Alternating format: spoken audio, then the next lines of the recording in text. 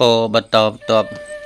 អំពីធ្វើបទនមស្ការដល់សង្ឃបែបផ្លែនេះទៅគឺអង្គខ្ញុំគណៈអាត្មាភាពក៏សូមលើកយកអំពីបុណ្យជាបណកិច្ចឬក៏បុណ្យតក្កណានុប្រទានចឹងគឺជាបណកិច្ចហ្នឹងគឺកិច្ចមាន4យ៉ាងដែលបន្ទាប់ពីបុគ្គលដែលស្លាប់ទៅកិច្ចទី1ហ្នឹងគឺបុគ្គលដែលស្លាប់ទៅហ្នឹងគឺគេយកទៅកប់នៅក្នុងផែនដីណាកុំឲ្យឆ្អុយណាកិច្ចទី2គឺបុគ្គលបន្ទាប់ពីបុគ្គលស្លាប់ទៅហ្នឹងគឺគេយកទៅបូជាណាបូជាព្រះគីណាកិច្ចទី3នោះគឺពួកប្រមាញ់សាសនាគឺគេតែងតែគិតថាពេលដែលបុគ្គលដែលស្លាប់ទៅហ្នឹងគឺគេយកសាកសពហ្នឹងចោលនៅព្រៃថ្មសានណាដើម្បីឲ្យពពួកសត្វទាំងឡាយដែលមិនមានចំណីអាហារស៊ីណាអញ្ចឹងហើយយកទៅឲ្យសត្វស៊ីណាដើម្បីកាលណាតែសត្វស៊ីសាកសពនោះគឺគេគិតថាដួងពលឹងឬក៏ដួងញាណខណ្ឌបុគ្គលដែលស្លាប់ទៅនោះបានទៅកើតក្នុងឋានសួគ៌ណាពេលណាដែលសត្វមិនស៊ីសាកសពនោះគឺបានន័យថាបុគ្គលនោះមិនបានទៅកើតក្នុងឋានសួគ៌ហ្នឹងគឺជាខាងព្រហ្មញ្ញសាសនាហ្នឹងគឺគេយល់ឃើញអញ្ចឹងហើយកិច្ចទី4គឺពេលដែលបុគ្គលស្លាប់ទៅហ្នឹងគឺគេយកទៅបដែតទឹកទលេគង្គាណាទលេស័ក្តិសិទ្ធិអីជាដើមណាអញ្ចឹងហើយគឺរាល់ថ្ងៃនៅប្រទេសឥណ្ឌាហ្នឹងគឺនៅជាប់តាក់ទងណាការដែលពេលបុគ្គលស្លាប់ទៅហ្នឹងគឺគេយកទៅណាបូជានៅមាត់ទលេគង្គាណាកាលពីព្រហ្មញ្ញពីជំនាន់មុនគឺគេបដែតណាគេដាក់សាកសពបដែតនៅទឹកទលេគង្គាទៅណាគេគិតថាកាលណាសាកសពបានទៅដល់ទលេគង្គាហើយគឺបានទៅកើតក្នុងខាងសួគ៌នៅខាងព្រហ្មញ្ញសាសនានៅញាតិញោមណាអញ្ចឹងគឺកិច្ចមួយទៀតគឺកិច្ចដែលគេដង្ហែសាកសពនោះគឺគេបាចប្រៃលេខណាប្រៃលេខនឹងដើម្បីជាការពិចារណារបស់រូបកាយណានៃមនុស្សសត្វទាំងឡាយណាកាលណាតែកើតមកហើយហ្នឹងគឺស្លាប់ទៅវិញណាចោលឆ្អឹងចោលសាច់ចោលឈាមចោលសក់ស្បែកទាំងអស់ណាសរសៃអីទាំងអស់ហ្នឹងនៅលើផែនដីដូចជាគេបាច់លេខអញ្ចឹងគឺការបាច់លេខហ្នឹងគឺឲ្យពិចារណាសក់រោមស្បែកកញ្ចក់សាច់ឆ្អឹងរបស់រូបមនុស្សសត្វទាំងឡាយចោលនៅលើផែនដីរតរីដូចជាគេបាច់លេខអញ្ចឹងណាញាតិញោមណាហើយដំណរស្បូវឃ្លាំងមួយទៀតគឺគេតពីក្តាមបញ្ឈូសទៅបុគ្គលរស់ត្រូវជាសាច់ញាតិហ្នឹងគឺឲ្យពិចារណាថាស្បូវឃ្លាំងគឺជាខ្សែតណ្ហាណាខ្សែតណ្ហានេះធ្វើឲ្យកើតចាស់ឈឺស្លាប់ណាកាលណាតែកើតមានរូបហើយគឺចាស់ណាចាស់ហើយចរាហើយឈឺហើយស្លាប់តែប៉ុណ្ណោះឯងហ្នឹងហើយគឺព្រះសម្មាសម្ពុទ្ធព្រះអង្គសម្ដែងថាកើតមកភ្លឺទៅវិញភ្លឺកើតមកងងឹតទៅវិញភ្លឺកើតមកភ្លឺទៅវិញងឹតកើតមកងឹតទៅវិញងឹតចឹងគឺការកើតមកភ្លឺទៅវិញភ្លឺចឹងបុគ្គលដែលកើតមកណាតាំងពីដឹងក្តីមកធ្វើតែអំពើល្អរហូតណាដល់ថ្ងៃស្លាប់ណាមានការធ្វើបុណ្យធ្វើទានរក្សាសិលជាដើមឬក៏បួសនៅក្នុងពុទ្ធសាសនានឹងអស់មួយជីវិតហ្នឹងគឺឲ្យឈ្មោះថាបុគ្គលកើតមកភ្លឺទៅវិញភ្លឺណាហើយមួយទៀតបុគ្គលកើតមកងងឹតទៅវិញងងឹតហ្នឹងគឺបុគ្គលដែលកើតមកនៅក្នុងជាតិនេះតាំងពីដឹងក្តីកាលណាមកមិនដែលបានធ្វើនៅអំពើល្អធ្វើបុណ្យធ្វើទានរក្សាសិលអីទេគឺប្រព្រឹត្តនៅធ្វើនៅអំពើបាបទាំងឡាយឬក៏អបាយមុខណាបាយមុខ4នោះឯងចឹងបុគ្គលនោះស្លាប់ទៅរមែងទៅកើតនៅក្នុងអបាយភូមិណាហើយ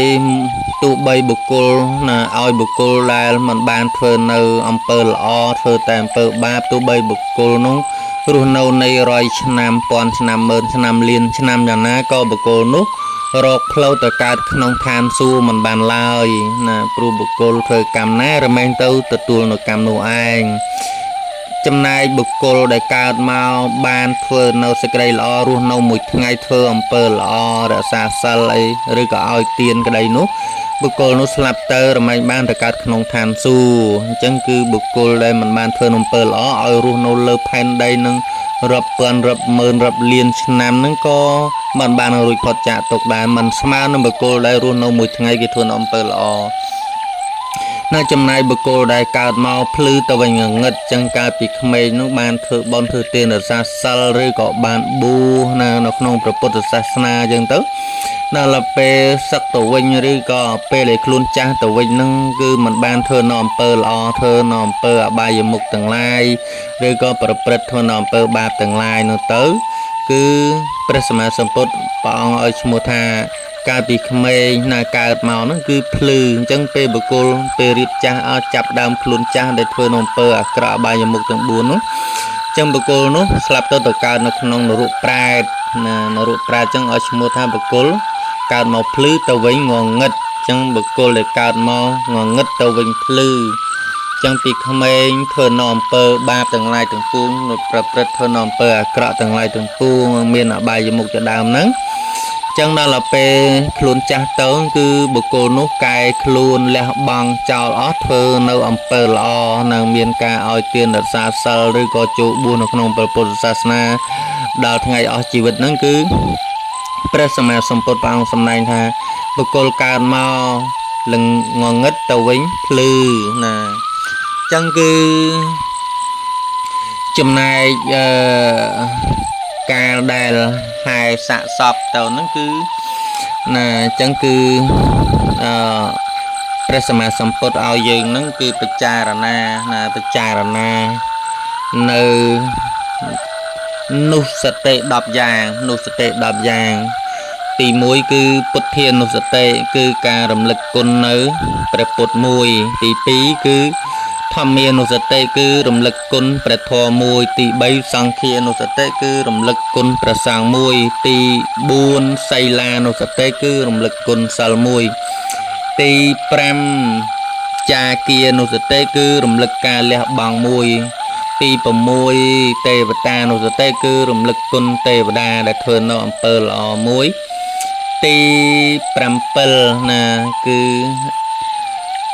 មរណានុសតិគឺរលឹកនឹកដល់សេចក្តីស្លាប់មួយណាទី8ណាទី8កាយកតានុសតិគឺរំលឹកការត្រួតពិនិត្យកាយណារំលឹកទី9អានាបានុសតិគឺរំលឹកខ្យល់ដង្ហើមចេញចូលទី10ឧបសមានានុសតិគឺរំលឹកសេចក្តីស្ងប់អញ្ចឹងគឺរំលឹកពុទ្ធានុសតិហ្នឹងគឺយើងរំលឹកគុណព្រះពុទ្ធដែលព្រះអង្គបានខំសន្សំបារមីអស់4អសង្ខ័យកម្រៃ100,000កាប់ទម្រាំបានត្រាស់ដឹងជាព្រះសម្មាសម្ពុទ្ធចឹងព្រះអង្គព្យាយាមរហូតដល់បានត្រាស់ដឹងជាព្រះសម្មាសម្ពុទ្ធណាហើយទី2នោះគឺរំលឹកដល់ធម្មានុសតិគឺរំលឹកដល់គុណព្រះធម៌84,000បឋមខណ្ឌដែលជាធម៌នាំសត្វលោកណាឲ្យទៅកើតណានៅកើតនឹងកលែងសេចក្តីសុខឬក៏ជាធម៌នាំសត្វលោកទាំងឡាយឲ្យបានរួចផុតចាកទុក្ខសង្ឃានុសតិហ្នឹងគឺរំលឹកគុណព្រះសង្ឃមានសមត្ថសង្ឃនិងព្រះ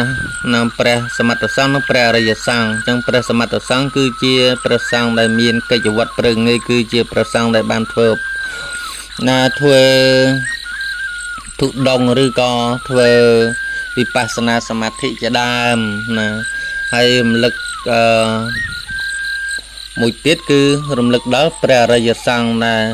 ព្រះអរិយសង្ឃដែលបានសម្រេចជាព្រះអរហន្តបានបរិនិព្វានទៅហើយរំលឹកនៅសីលានុសតិគឺរំលឹកនៅសិលណាសិលរបស់ខ្លួនណាតើយើងបានមួយថ្ងៃហ្នឹងដែលយើងរក្សាសិលហ្នឹងតើយើងបានធ្វើនៅសេចក្តីល្អឬក៏បានល្អដោយកាយយ៉ាងណាខ្លះឬក៏និយាយល្អដោយវាចាយ៉ាងណាខ្លះយើងពិចារណាហើយយើងនិយាយប្រព្រឹត្តនិយាយអាក្រក់យ៉ាងណាខ្លះយើងធ្វើបើអាក្រក់ដោយកាយយ៉ាងណាខ្លះចឹងទៅយើងពិចារណាទៅឃើញណាចឹងគឺសិលនេះគឺជាការសង្រួមកាយសង្រួមណាវាចាណាសង្រួមកាយសង្រួមវាចាណាចឹងគឺចាគាណាចាគានុសតិនេះគឺរំលឹកការលះបង់ណារំលឹកការលះបង់ នឹងយើងជួយធ្វើកិច្ចការងារនៅតាមប៉ុនណាប៉ុនតូចប៉ុនធំអីចឹងណាហើយយើងលះបង់នៅទ្រព្យសម្បត្តិឲ្យជាទានយើងលះ